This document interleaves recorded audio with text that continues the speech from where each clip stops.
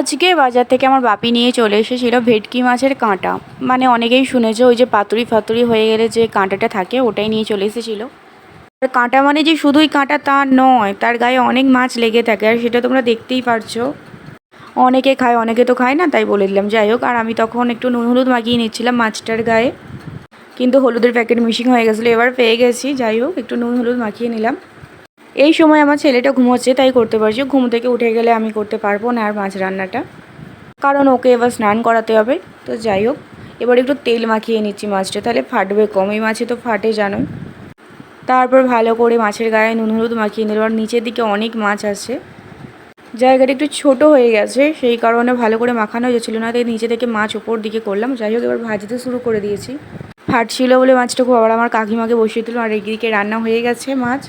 আমাদের যেহেতু joint family অনেকটা এলাকার, এদিকে হয়েছে টকের ডাল, ডাঁটা আলুর ঝাল আর চিচিঙ্গে পোস্ত যা। যাই হোক, সবার খাবার রেডি করা হয়ে গেছে। আমার ঠাম্মা সবার খাবার রেডি করছে। দুপুরবেলা আমার ঠাম্মাই সবার খাবার রেডি করে। আর এইদিকে আমি খেতে বসে পড়েছি। ভিডিওটা কেমন হয়েছে জানাবে সবাই।